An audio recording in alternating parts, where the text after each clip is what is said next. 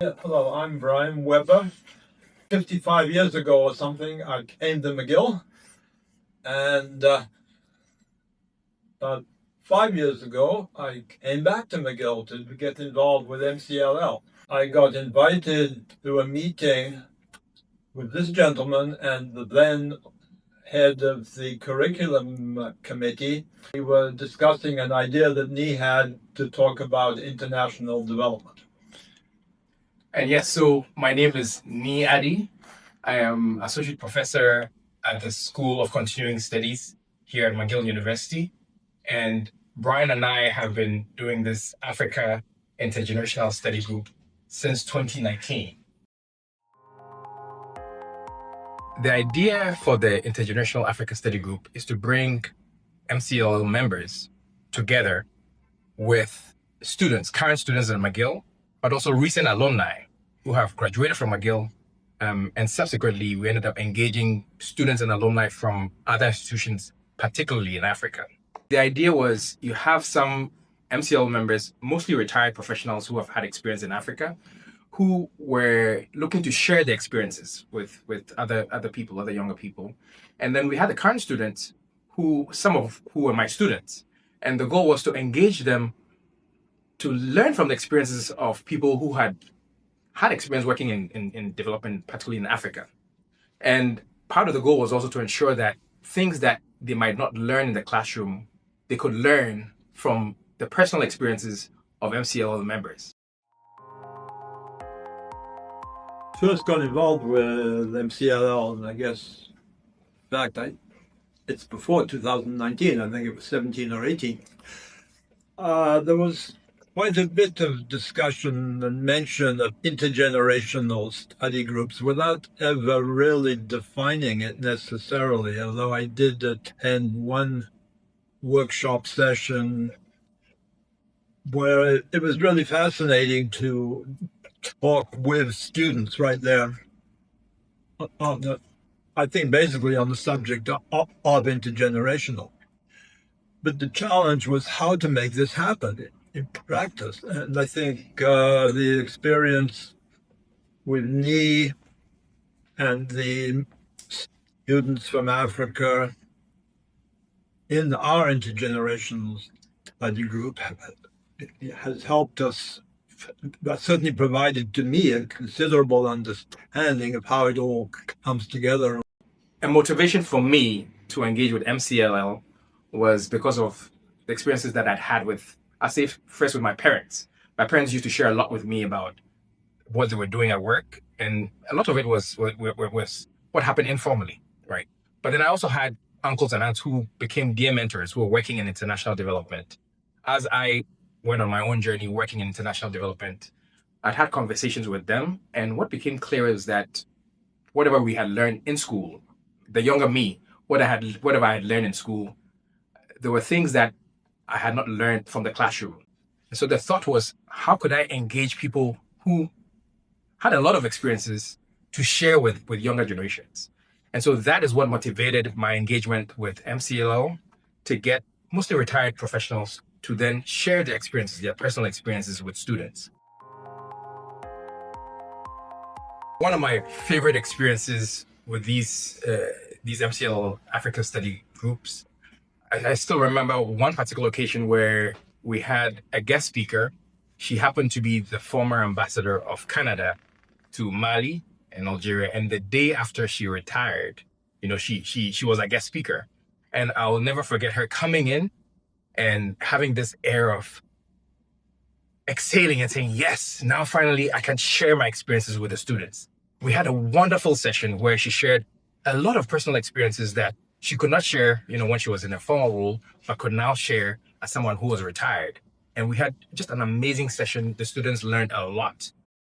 One of the things we have been doing as a spin-off is we have been acting, as coaches or mentors to students who have been preparing their entrepreneurial projects and making pitches, the pitch session, the dread 5-minute pitch session. And we worked with one student a couple of times First session, 5-minute session, 5-minute presentation took 20 minutes.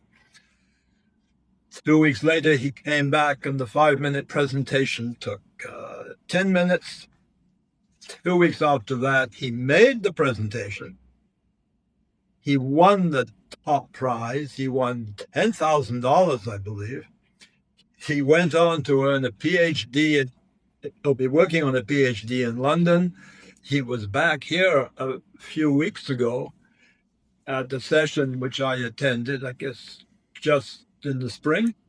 And he was really, in his speech, he just pointed out something that I think I hadn't realized and my colleagues hadn't realized, was how appreciative he was of having had the opportunity to get input from us.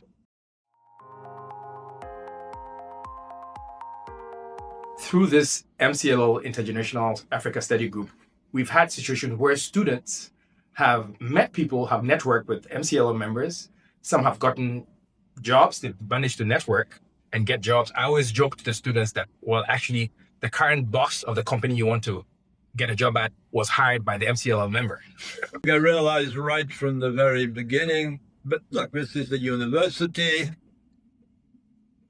Let's not be isolated here in the MCLL enclave sessions. We had one session where we talked about the importance of refrigeration. And we used an excellent article from the New Yorker talking about keeping things cool in Africa. And then there was a student who was working in research at McDonald College who came in online to talk about his actual refrigeration research project. Seeing the students, some of these students, remember, in some cases from Africa, are experiencing a different culture, different accents, different everything, different weather, right? And so sometimes they're looking for networks, they're looking for people to actually engage with outside of the classroom setting. And so the fun part has been seeing some of these students who sometimes come in very shy, and then they start to interact with MCLL members. And I get to see them growing, evolving, exchanging ideas with people who are their elders, different cultures. And it's been a lot of fun. There are some, I mentioned previously, there have been some Mastercard Foundation scholars who are a big part of this programming. So these Mastercard Foundation scholars and alumni have been part of this process. I have seen some of them present about their projects, whether it's their schoolwork or the entrepreneurship projects. They've been coached. We've been coaching them, engaging with them in different ways, but also exchanging ideas about their studies. And I've seen some of them actually get jobs from interacting with MCLL members. I've seen some of them, in some cases, MCLL members have actually invested in entrepreneurship projects by these students. And it's been a lot of fun for me. You see them growing, you see them evolving. And I'll say one of the most fun things I've also seen has been, because of COVID, we moved online, and we've had a lot of students and recent alumni who are based in Africa, have never been outside of their home countries in Africa, but have become part of this community. And again, seeing them evolve over time, sharing their experiences, learning. I get emails from some of these students and alumni. Some have gone on to do their PhDs. Some have gone on to grow their businesses. Just yesterday, I had a session where one of them was presenting about how they have grown their business as a result of the feedback they got from MCLL members as coaches. And now they also are mentoring other younger Africans, right? So one sees the cycle. And so for me, in a true sense of the word intergenerational, we're seeing how the learning is going on among the multiple generations. And for me, it's been a lot of fun, right? So that's something that I think I'm happy to share about. It would be nice to have more people participating in the study group. Not only people who have worked in international development, and let's say in Africa particularly, but also people who are generally interested in what's going on in Africa, the continent which is going to quadruple in population in the next 50 years or something. Yes, and it's also a great chance for alumni, for anybody out there to become a member of the McGill Community for Lifelong Learning, MCLL. So you're all welcome.